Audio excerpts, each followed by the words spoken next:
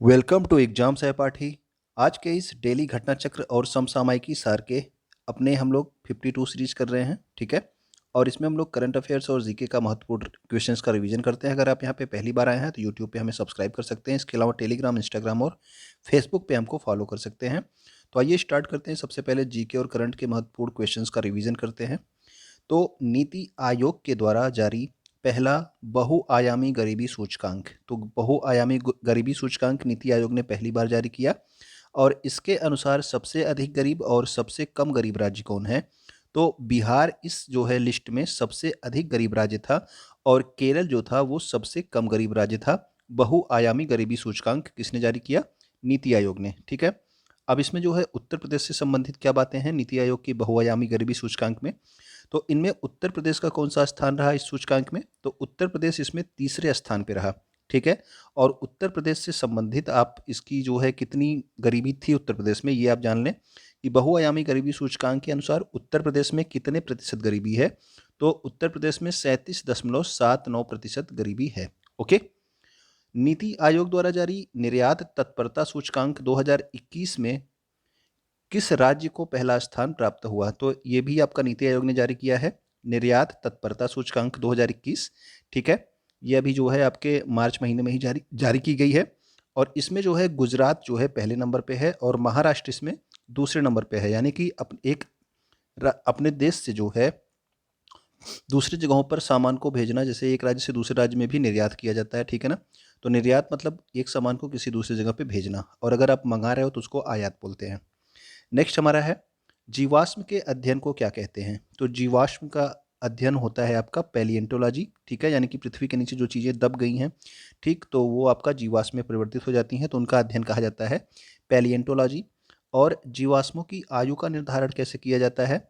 तो जीवाश्मों की आयु का निर्धारण कार्बन डेटिंग से किया जाता है। ये होता है आपका कार्बन 14, ठीक है ना। तो कार्बन डेटिंग किसके लिए है? जीवाश्मों की आयु का निर्धारण। और एक क्वेश्चन आपसे पूछा जाता है कि चट्टानों की आयु का निर्धारण कैसे किया जाता है? तो चट्टान की बात आएगी तो ये यूरेनियम डेटिंग के द्वारा की जाती हैं, ठीक है। और इसी से संबंधित आपसे एक क्वेश्चन पूछा जाता है कि पृथ्वी की आयु का निर्धारण हम किससे करते हैं? तो पृथ्वी में भी आपकी चट्टानें ही हैं, ठीक है ना। तो पृथ्वी की भी आयु का निर्धारण हम लोग यूरेनियम डेटिंग से ही करते हैं। यह भी प्रश्न आपसे पूछा जाता है। कार्बन न्यूट्रल खेती के तरीकों को शुरू करने वाला भारत का पहला राज्य कौन सा है? कार्बन न्यूट्रल खेती के तरीके स्टार्ट करने वाला भारत का जो पहला राज्य बन गया है वो है आपका केरल राज्य। ओके। किस राज्य की विधानसभा भारत की पहली पेपरलेस विधानसभा बन गई है? तो एक एप्लीकेशन जो है ये लॉन्च किया है किसने? नागालैंड की विधानसभा ने, ठीक है ना। तो ये आपकी भारत की पहली पेपरलेस विधानसभा बन गई है। भारत का दूसरा सबसे बड़ा मेला मेदाराम जतारा का आयोजन किस राज्य में किया जाता है? तो मेदाराम जतारा जो है ये कुंभ मेले के बाद भारत का दूसरा सबसे बड़ा मेला है, ठीक है ना। और इसका आयोजन किया जाता है तेलंगाना में, ठीक है। तो ये भी आप इंपॉर्टेंट है याद रखना कि भारत का दूसरा सबसे बड़ा मेला कौन सा है, वो है आपका मेदाराम जतारा। कहाँ पे? तेलंगाना में इसका आयोजन किया जाता है। प्रधानमंत्री नरेंद्र मोदी ने कहाँ पर बिप्लोबी भारत गैलरी का उद्घाटन किया? तो बिप्लोबी भारत गैलरी का उद्घाटन किया गया है कोलकाता, पश्चिम बंगाल में नरेंद्र मोदी के द्वारा। ओके। अब देखिए वन सर्वेक्षण रिपोर्ट, इससे आपसे क्वेश्चन पूछे जाते हैं ज्योग्राफी में, तो ये इंपॉर्टेंट होता है, ठीक है ना। तो इसको आप देख लेंगे। क्षेत्रफल के आधार पर अधिकतम वन क्षेत्र किस राज्य में है? तो वो है आपके मध्य प्रदेश में, ठीक है। तो वन सर्वेक्षण रिपोर्ट 2021 जो है ये प्रति 2 वर्ष पे जारी की जाती है और देहरादून से इसको प्रकाशित किया जाता है, ठीक है ना। देहरादून से इसको प्रकाशित करते हैं और 2 वर्ष में एक बार आती है। पिछली बार 2019 में आई थी, अब 2021 में आई है। और क्षेत्रफल के आधार पर सबसे अधिक वन क्षेत्र आपके मध्य प्रदेश राज्य में, और क्षेत्रफल के आधार पर न्यूनतम वन क्षेत्र यानी कि सबसे कम वन क्षेत्र कहाँ पे है? तो वो आपके हरियाणा में है, ठीक है। ये क्षेत्रफल के आधार पे है। और प्रतिशतता के आधार पर अधिकतम वन क्षेत्र किस राज्य में है? तो वो है आपके मिजोरम में। ओके। तो प्रतिशतता के आधार पर सबसे अधिक मिजोरम में है और प्रतिशतता के आधार पर भी न्यूनतम कहाँ पे है? तो वो आपके हरियाणा में ही है, ठीक है। तो न्यूनतम की बात आएगी तो आप हरियाणा याद रखेंगे, ठीक है। चाहे क्षेत्रफल का मामला हो या फिर प्रतिशतता के आधार पर हो, लेकिन क्षेत्रफल के आधार पर सबसे अधिक वन क्षेत्र मध्य प्रदेश और प्रतिशतता के आधार पर सबसे अधिक वन क्षेत्र कहाँ पे है? मिजोरम में है। सर्वाधिक वन क्षेत्रफल में वृद्धि, यानी कि 2019 से जब 2021 की जो है रिपोर्ट आई, ठीक है, तो इसके बीच में सबसे अधिक जो है वन क्षेत्रफल में वृद्धि कहाँ पर हुई है, तो ये हुई है आपके आंध्र प्रदेश में। ओके, अगला देखते हैं हम लोग। बीएन श्री कृष्णन समिति का संबंध किससे है, तो बीएन श्री कृष्णन समिति बनाई गई थी डेटा संरक्षण से संबंधित जो है प्रावधानों के लिए। ओके, वर्तमान में कौन सी क्रम की लोकसभा चल रही है, तो ये आपकी 17वीं लोकसभा है, ठीक है, जो इसका चुनाव आपका कब हुआ था, पिछली बार जब हुआ था आपका लोकसभा के चुनाव, तो ये आपकी 17वीं लोकसभा चुनी गई थी। वर्तमान में लोकसभा के जो महासचिव हैं ये कौन है, तो लोकसभा के जो महासचिव हैं उनका नाम है उत्पल कुमार, और लोकसभा के वर्तमान में अध्यक्ष, यानी कि अध्यक्ष को ही स्पीकर कहते हैं, वो कौन है, तो वो हैं आपके ओम बिरला, ठीक है। तो आप याद रखेंगे महासचिव अलग होते हैं और अध्यक्ष अलग होते हैं, ठीक है ना। तो वर्तमान में लोकसभा के महासचिव उत्पल कुमार हैं, जबकि अध्यक्ष या स्पीकर पूछा जाएगा तो कौन है, ओम बिरला हैं। लोकसभा के पहले अध्यक्ष यानी कि पहले स्पीकर कौन थे, तो वो थे आपके जीवी मावलंकर, आपने हमेशा पढ़ा है, तो इनका नाम है पूरा गणेश वासुदेव मावलंकर, ठीक है। और लोकसभा की प्रथम महिला अध्यक्ष कौन थी, तो पहली बार जो महिला अध्यक्ष लोकसभा में चुनी गई उनका नाम था मीरा कुमार। ओके, तो मीरा कुमार पहली महिला अध्यक्ष थी लोकसभा की। और लोकसभा की दूसरी महिला अध्यक्ष अगर आपसे पूछ लिया जाए तो उनका नाम है सुमित्रा महाजन, ठीक है, सुमित्रा महाजन। भारत की प्रथम महिला राष्ट्रपति कौन थी, अगर आपको पता हो तो आप कमेंट करके बताना। ओके, हाल ही में मिस वर्ल्ड 2021 का खिताब किसने जीता है, तो मिस वर्ल्ड 2021 का खिताब जीता है कैरोलिना बिलाव्स्का। और ये किस देश से संबंधित हैं, तो ये आपके पोलैंड से संबंधित हैं, ठीक है। इनका नाम क्या है, कैरोलिना बिलाव्स्का। मिस वर्ल्ड 2021 चुनी गई हैं ये। अगर आपको पता हो कि मिस यूनिवर्स कौन चुनी गई हैं, वो आपके इंडिया से ही हैं, तो उनका नाम आप कमेंट करेंगे। ओके, किस भारतीय कंपनी को फीफा विश्व कप 2022 के लिए आधिकारिक स्पॉन्सर चुना गया है, तो आधिकारिक स्पॉन्सर जो है फीफा विश्व कप 2022 कहाँ पे होगा, तो ये होगा कतर दोहा में, ठीक है, कतर दोहा में इसका आयोजन होगा 2022 में। और इसका आधिकारिक स्पॉन्सर चुना गया है भारत की आपकी बायजूस, जो आपकी बायजूस क्या है, ऑनलाइन स्टडी से संबंधित एक कंपनी है, ठीक है, बायजूस, इसको जो है फीफा विश्व कप 2022 के लिए आधिकारिक स्पॉन्सर के रूप में चुना गया है, ठीक। फीफा का सर्वश्रेष्ठ footballer of the year 2021 award किसे दिया गया, तो फुटबॉलर ऑफ द ईयर 2021 का अवार्ड दिया गया रॉबर्ट लेवांडोव्स्की को, ठीक है, तो रॉबर्ट लेवांडोव्स्की को दिया गया है। ये आपके फुटबॉलर ऑफ द ईयर 2021 के लिए चुने गए हैं। पश्चिम बंगाल में आयोजित 130वें डूरंड कप प्रतियोगिता 2021 का विजेता कौन था, तो पहले तो आप ये जान लें कि डूरंड कप किसके लिए होता है, तो डूरंड कप होता है आपके फुटबॉल के लिए, ठीक है। और इसका विजेता जो 2021 का है वो है आपका फुटबॉल क्लब गोवा, ठीक है, तो फुटबॉल क्लब गोवा। और ये जो है आपका डूरंड कप जो आपकी 2021 में कहाँ पे आयोजित की गई थी, तो ये पश्चिम बंगाल में आयोजित की गई थी। ओके, भारत की पहली इलेक्ट्रिक व्हीकल सिटी जो है कौन सी है, तो पहली इलेक्ट्रिक व्हीकल सिटी जो बन गई है वो है आपकी केवड़िया, गुजरात। केवड़िया में आपने सुना होगा कि केवड़िया में जो है आपका स्टैचू ऑफ यूनिटी, ठीक है ना, स्टैचू ऑफ यूनिटी जो है कहाँ पे स्थापित की गई है, सरदार वल्लभ भाई पटेल की प्रतिमा, तो केवड़िया गुजरात में स्थापित की गई है, ठीक है। और केवड़िया स्टेशन, रेलवे स्टेशन का नाम बदलकर अब क्या कर दिया गया है, तो पहले इसका नाम केवड़िया रेलवे स्टेशन था, अब इसका नाम बदल के कर दिया गया है एकता नगर रेलवे स्टेशन, ठीक है ना, Ekta Nagar railway station. Unity की बात हो रही है, आपको स्टैचू ऑफ यूनिटी यहाँ पे है, तो आप याद रखेंगे कि एकता नगर रेलवे स्टेशन इसका नाम रखा गया है। ओके, यूनिटी का हिंदी में मतलब होता है एकता। इलेक्ट्रिक व्हीकल्स को बढ़ावा देने के लिए भारत में कौन सी योजना प्रारंभ की गई है, तो ये आपकी फेम योजना है। तो फेम योजना में क्या है कि अगर आप इलेक्ट्रिक वाहन खरीदते हो तो आपको वो सब्सिडी पे दी जाएगी, यानी कि आपको छूट पे दी जाएंगी, ठीक है। तो इलेक्ट्रिक व्हीकल्स को बढ़ावा देने के लिए फेम योजना जो है प्रारंभ की गई है भारत सरकार के द्वारा। स्टैचू ऑफ पीस कहाँ पर स्थित है, अभी आपने देखा statue of unity Kevadia Gujarat में सरदार वल्लभ भाई पटेल की प्रतिमा थी। स्टैचू ऑफ पीस आपके कहाँ पे स्थापित किया गया था, इसका जो है उद्घाटन प्रधानमंत्री के द्वारा किया गया था, तो ये किया गया था पाली राजस्थान में, ठीक है ना, स्टैचू ऑफ पीस पाली राजस्थान में। इसके अलावा स्टैचू ऑफ इक्वेलिटी आपने पढ़ा होगा, अभी हाल ही में फरवरी माह में इसका उद्घाटन किया गया था, तो स्टैचू ऑफ इक्वेलिटी कहाँ पर स्थापित किया गया है ये आप कमेंट करके बताएंगे। महात्मा गांधी के नाम पर मेट्रो स्टेशन का नाम किस देश में रखा गया, तो किस देश ने अपने एक मेट्रो स्टेशन का नाम महात्मा गांधी के नाम पर रखा, तो ये मॉरिशस है, ठीक है, मॉरिशस देश ने महात्मा गांधी के नाम से एक महात्मा गांधी मेट्रो स्टेशन अपना रखा, मेट्रो स्टेशन का नाम। ओके, जैव विविधता संरक्षण अधिनियम कब पारित हुआ था, तो जैव विविधता संरक्षण अधिनियम पारित हुआ था आपका 2002 में। ओके, इंपॉर्टेंट क्वेश्चन है, याद रखना, ये अधिनियम आपसे पूछा जाता है बहुत बार। हाल ही में जैव विविधता के संरक्षण के लिए कौन सा घोषणा पत्र जारी किया गया? तो जैव विविधता के संरक्षण के लिए घोषणा पत्र जारी किया गया, वो कौन सा है आपका? कुनमिंग घोषणा पत्र। ठीक है, कुनमिंग घोषणा पत्र ये आपके जैव विविधता से संबंधित जारी किया गया है।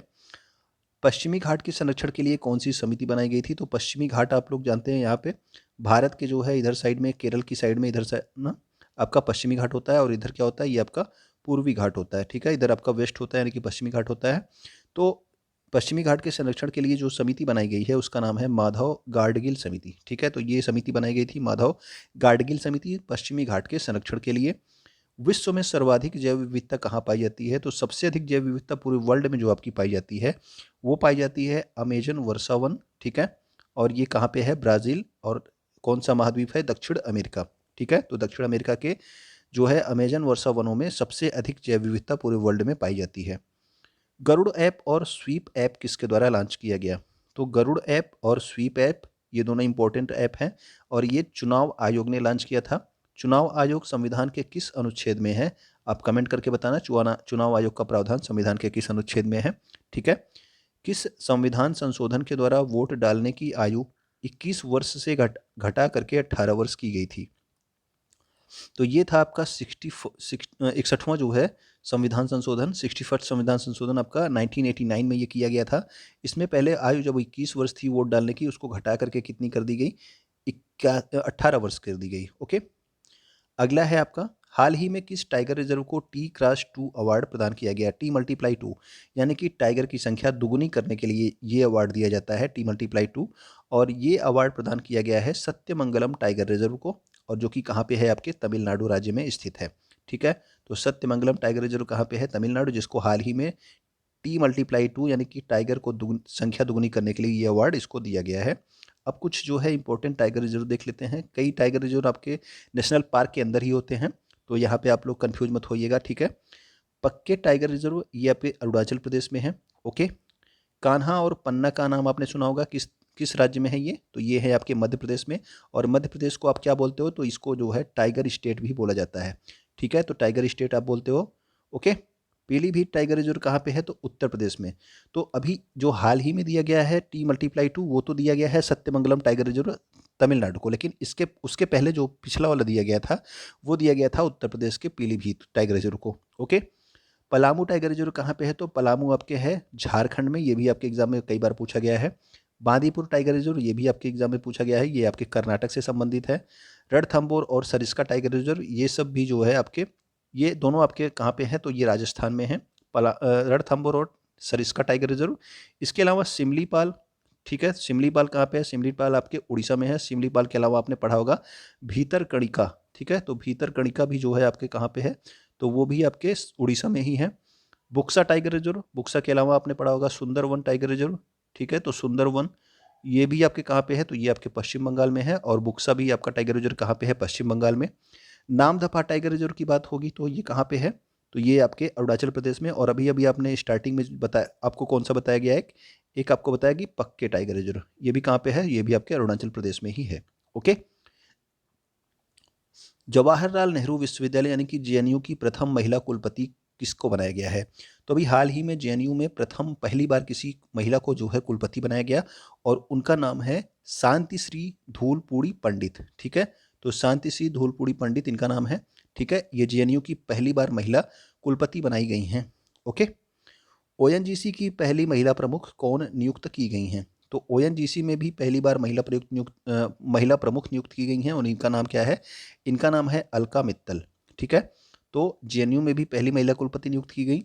अभी इसी वर्ष ओएनजीसी की भी पहली महिला प्रमुख नियुक्त की गई हैं अलका मित्तल, और सेबी में भी पहली बार महिला अध्यक्ष बनाई गई हैं, जिनका नाम क्या है? माधवीपुरी बुच। ठीक है, तो ये तीनों नाम इंपॉर्टेंट है, पहली बार इनको बनाया गया है, आपका महिला अध्यक्ष बनाई गई हैं, तो ये सब आप याद रखेंगे तीनों का नाम। ठीक, अब देखते हैं पद्म विभूषण पुरस्कार। आपने पढ़े होंगे, लेकिन आपको रिवीजन यहाँ पे कराया जा रहा है, तो आप रिवाइज कर लें इसको जल्दी से। पद्म विभूषण पुरस्कार 2022 ये 4 व्यक्तियों को दिया गया था, जिनमें प्रभात त्रे को कला के क्षेत्र में दिया गया, राधे श्याम खेमका को साहित्य और शिक्षा के क्षेत्र में दिया गया था, जनरल विपिन रावत को सिविल सर्विसेज के क्षेत्र में दिया गया और कल्याण सिंह को दिया गया था लोक कल्याण के क्षेत्र में। ठीक है, तो प्रभात त्रे, राधेश्याम खेमका, जनरल बिपिन रावत और कल्याण सिंह, इन 4 लोगों को पद्म विभूषण पुरस्कार दिया गया है और इस वर्ष भारत रत्न पुरस्कार किसी को नहीं दिया गया। इसके अलावा पद्म भूषण पुरस्कार कितने लोगों को दिया गया? तो कुल ये 17 व्यक्तियों को दिया गया है, लेकिन इनमें से कुछ महत्वपूर्ण नाम हम आपको यहाँ पे बताएंगे, 17 के नाम नहीं बताएंगे। जो आपके एग्जाम में पूछे जा सकते हैं उनके नाम आपको बता रहे हैं। और ये कौन सा पुरस्कार है? पद्म भूषण पुरस्कार। गुलाम नबी आज़ाद, ये कांग्रेस के नेता हैं, राज्यसभा में इस समय हैं ये। ओके, और सत्य नारायण नडेला, यानी कि सत्य नडेला का नाम आपने पढ़ा होगा, जो कि माइक्रोसॉफ्ट के सीईओ हैं वर्तमान में। सुंदर राजन पिचाई, सुंदर पिचाई आपने सुना होगा, किसके? गूगल के सीईओ हैं ये, ठीक है ना। और Cyrus Poonawalla, serum institute of India का नाम आपने सुना होगा। कोविशील्ड जो है का निर्माण किसने किया? तो वो सीरम इंस्टीट्यूट ऑफ इंडिया ने किया, जो कि कहाँ पे स्थित है? पुणे में स्थित है, ठीक है ना। तो इसके जो है आपके साइरस पूनावाला है, इनको भी जो है ये पद्म भूषण पुरस्कार दिया गया। इसके अलावा देवेंद्र झाझरिया, ये क्या है? एक भाला फेंक खिलाड़ी हैं, ठीक है, इनको भी पद्म भूषण पुरस्कार दिया गया। और ये कौन से भाला फेंक खिलाड़ी हैं? पैरा, यानी कि दिव्यांग, ठीक है। ये भी आप याद रखेंगे कि ये दिव्यांग भाला फेंक खिलाड़ी हैं, पैरा गेम्स में हिस्सा लेते हैं। ओके, जबकि आपके यहाँ के जो खिलाड़ी थे, क्या कहते हैं, जिन्होंने अभी गोल्ड मेडल जीता था, उनको जो है पद्मश्री पुरस्कार प्रदान किया गया था। ठीक है, पद्मश्री पुरस्कार नीरज चोपड़ा को प्रदान किया गया था। ये भाला फेंक खिलाड़ी हैं और ये कहाँ से संबंधित है? हरियाणा से। इनको पद्मश्री पुरस्कार दिया गया था। पद्मश्री पुरस्कार कितने लोगों को दिया गया? तो 107 लोगों को दिया गया है। इनमें से कुछ नाम आपको यहाँ पे दिए गए हैं, ठीक है, 107 लोगों के नाम आपको नहीं याद करने हैं। पद्म विभूषण 4 लोगों को दिया गया, पद्म भूषण जो है 17 लोगों को दिया गया और पद्म श्री पुरस्कार 107 लोगों को दिया गया। ये तीनों आप नंबर याद रखेंगे, ठीक है, नंबर भी आपसे पूछा जा सकता है। तो पद्मश्री पुरस्कारों में जो इंपॉर्टेंट नाम है वो है आपके सोनू निगम, जो कि आपके महाराष्ट्र से संबंधित है, कला के क्षेत्र में दिया गया। अवनी लेखरा, ठीक है, इन्होंने शूटिंग में आपका गोल्ड भी जीता था, पैरा शूटिंग में, यानी कि पैरा ओलंपिक्स में, राजस्थान से संबंधित है, इनको भी पद्मश्री पुरस्कार प्रदान किया गया। वंदना कटारिया हॉकी के खेल से संबंधित है, ठीक है, और ये उत्तराखंड राज्य से संबंधित है, तो इनको भी जो है पद्मश्री पुरस्कार प्रदान किया गया। नीरज चोपड़ा को अभी आपको बताया ही गया। इसके अलावा प्रमोद भगत जो है ये पैरा बैडमिंटन खिलाड़ी हैं, यानी कि पैरालंपिक्स में इन्होंने जो है गोल्ड जीता था, ठीक है, तो इनको भी जो है क्या दिया गया? पद्मश्री पुरस्कार से सम्मानित किया गया है, ठीक है। तो ये जो है, आपको उम्मीद करता हूँ कि ये सारी चीज़ें आपको रिवाइज की हुई होगी। तो अगर आपको चीज़ें अच्छी लगी हो तो आप कमेंट जरूर करके बताइएगा। ओके, वीडियो को आप अपने दोस्तों तक शेयर कर दिया कीजिए जो कि आपका तैयारी कर रहे हो किसी भी एग्ज़ाम की, क्योंकि करंट अफेयर्स आपके सब एग्जाम्स के लिए इंपॉर्टेंट है। और वीडियो को आप लाइक कर देंगे। वीडियो अगर आप यहाँ तक देख रहे हो तो वीडियो को देखने के लिए बहुत बहुत धन्यवाद।